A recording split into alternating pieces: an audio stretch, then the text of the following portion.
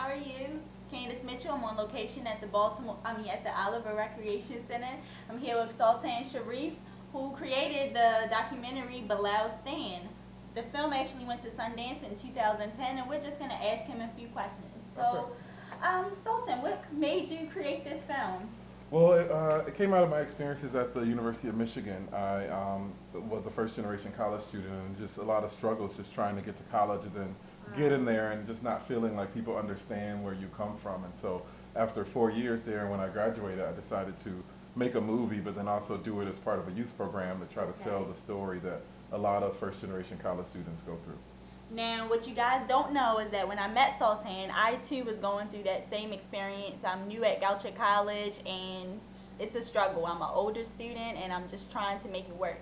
However, Sultan came just a couple of weeks ago to the school, and he actually showed this film, and it touched all of us there who have actually been through the struggle with college. So, with you showing this film, did you really expect to reach people the way you did, or the students the way you did? I just had a feeling that if we would say if we build it, they will come kind of a thing. And so we just started. We didn't have enough money to get through the shoot, and it took us 4 years to finish the movie. But I was like, there's a story that's not out there, and there are all these people who are going through stuff and who don't know that other people are going through the same thing. And so I kind of knew in the back of my mind that if I went out there and told that story, that it would find an audience out there. And it's been great. It's been on the circuit for about a year and a half. Wow, And I've been, congratulations. thank you. Yeah, I've been from here to Alaska and Egypt and France. I've been all over screening the movie. Wow. Now, what he did mention the last time he was here was he actually took the youth from his community, started a program, and used them to film this documentary, Bilal Stand, or film, I should say.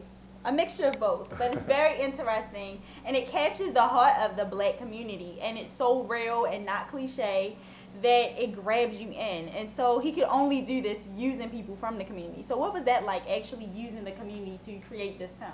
Well, we wanted to bring back like older styles of filmmaking that were done in like the 40s and even from other countries where film was used as sort of a political statement when you didn't have freedom of speech. And so yeah, we worked with high school students, and we would, as a writer and director, I would kind of open up the story to other people's experiences. So if there was a girl who was, going through some struggles with her mother, and she would say some lines that were different than maybe the lines I had written on the page, then I would just trust that she knows better what that experience is like than me as a male trying to write what I think that experience is like. And so in that way, you kind of engage people, but then you also make them a part of the story that you're telling. And then we worked with high school students and taught them sort of life skills through the filmmaking process, because so much goes into film: the writing, the budgeting, you gotta hustle. You just gotta hustle, and a lot of kids don't realize that the same hustle that they're doing on the streets, people on Wall Street are hustling in the same way, except they're making way more money, and so instead of struggling and ending up in the same place or ending up in a worse place,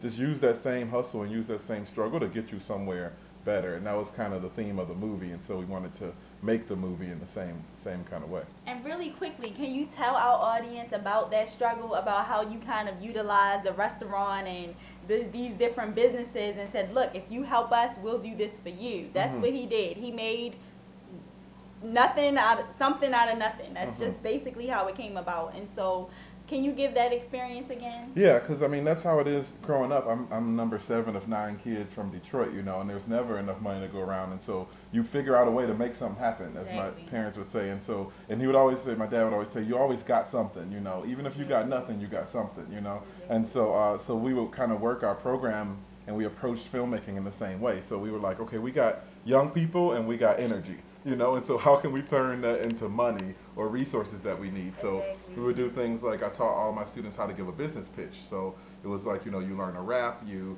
get a pamphlet, and you go into a business, knock on the door, and just tell them who you are and what you're about, and see if they'll sponsor us a day for food.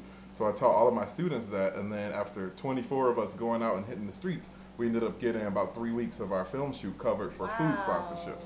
And then we went on the local radio station because we hooked up a connection with them to get them involved. And then we were able to sort of give shout outs to the people who gave us food as a way to kind of pay them back over the radio for having helped to support our program. And so it was great because the kids were getting experience, the restaurants were getting publicity, the radio station was getting programming, and we were getting the food that we needed for film. So we call it sort of win-win-win scenarios. Exactly. See, all you guys struggling at home, you can make it work. You can. Something beautiful can come out of it.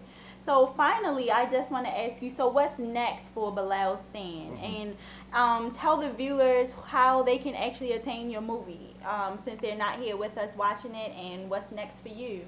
Well, we premiered at the Sundance Film Festival. It's one of the biggest film festivals in the country, and they're actually starting a new program where they're going to be putting stuff out online and video on demand. So we're working out details with that, actually. So it might be on Hulu, on Netflix, and all of that stuff pretty soon. You can actually save the movie on Netflix right now. If you look up Bilal Stand on Netflix, you can save it. And then, and then I'm still touring around the country. I screen at high schools, colleges, and give talks to young people. And then I'm making another movie, and so I'm trying to shift focus. Thank you. Yeah, it's tough, and we're trying to do it a little bit bigger. So take our same hustle. We don't want to lose that, but just do it on another level. And so we're trying to get some celebrities and all that stuff for the next project. Well, for those at home who want to donate or add to the cause, how can they donate to you? They can search us on our Facebook page. It's just facebook.com/Bilal Stan, or our website is bilalstan.com. It's BILALSSTAND.com. Okay, well, thank you so much for coming to Baltimore, to the Oliver Recreation Center. We have Be More News here, and I guess we'll see you next time. Yes, I'll see you next time I'm around. Thank you so much for coming.